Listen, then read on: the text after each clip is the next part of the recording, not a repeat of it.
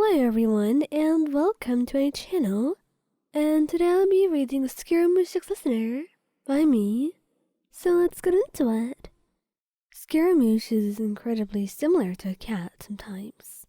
It's even weird and adorable, but the analogy is so true, but the similarity could be seen.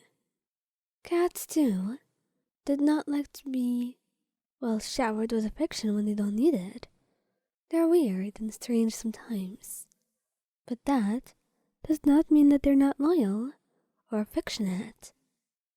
They love their owners very much. And Scaramouche, he loved you. You were his girlfriend and all, but affection was a very touchy subject for him, mostly because he had no clue how to go about it.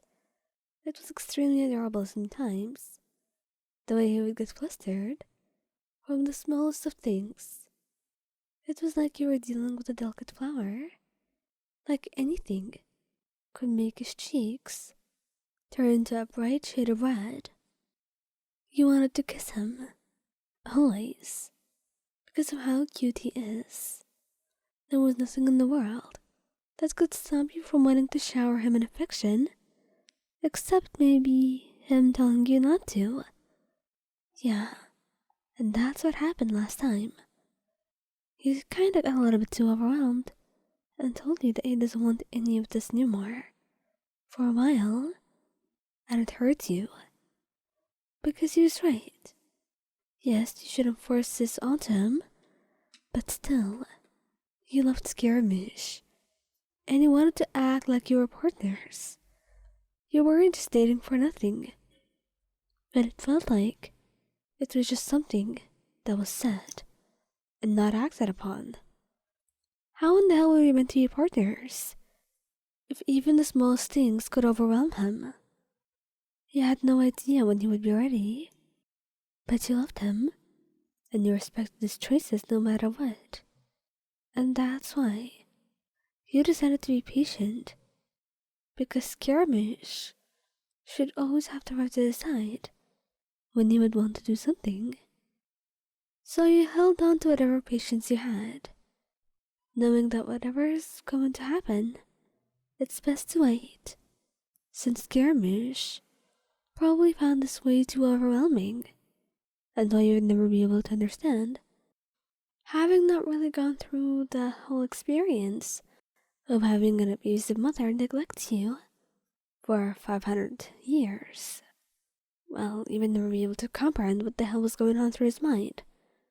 Going through the abyss, and working with the Torii, all of that. Yeah, it must have really messed him up. So no wonder being touched and affection was not something that he was used to. Especially the idea of being touched in a kind, gentle manner. The only touch he knew was from the Torii, and that was when he was experimenting on him. So definitely not something good. So that's why you're extremely shocked when Scaramouche came to you that night before you went to sleep. Lion, I need you, he whispered, and you had zero idea what he wanted or what he even meant. He needed you? What was he even saying? Like how? I'm right here, Skira. What can I do? He whispered nervously, fidgeting. And then, though he hesitated, and though you could see him trembling, he wrapped his arms around you, burying his face into your chest. I'm scared, Wayan. I really am, he said. And it was the weirdest thing you've ever heard, because the Scaramouche, who had lived through centuries and seen the horrors of the world, he said he was scared, and he came to hide in your arms. How in the hell were you supposed to protect him? Please, just hold me. That's all I ever need.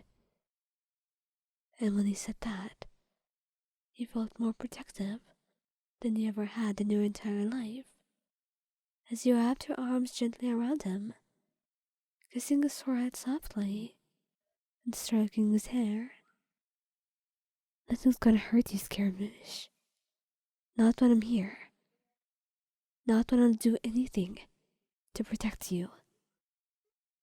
He nodded, even though he knew that you were not as strong as him. But at the very least, he also knew that you would protect him on your life, that you would do anything in the world to keep him safe. And honestly, that's all the reassurance he needed. He wanted to feel loved, to feel wanted, and to know that you want him so much that you would go so far as to protect him. This was everything in the world for him. It felt like he had got everything he needed, and everything he could have ever asked for. He kissed you then. It was soft, sweet, and too quick to be noticed. But it was a real kiss from him. The first one he initiated. "Can I sleep next to you tonight? Please?" he asked, those big eyes of his looking into yours. And you could never say no to them. You would never say no to this, honestly. So you nodded, scooting over to give him some space and letting him lay down. "Do you want me to hold you?" And he nodded again, quiet. So you gently wrapped your arms around him, pulling him close to your body and pressing him against you. You wanted to make him feel safe, and though he would not usually seek out affection, and though usually it would overwhelm him, you knew that from this day, sometimes, Scaramouche, the very cat-like person that you loved so dearly, would come seek out affection when he most needs it. And until he gets used to being on the receiving end of your affection, perhaps this is all you can do. And that's more than fine. You'll wait till he asks, and you'll wait till he wants. You're more than happy to wait, if only for him to get better, to get used to this, and be a much happier person with you by his side.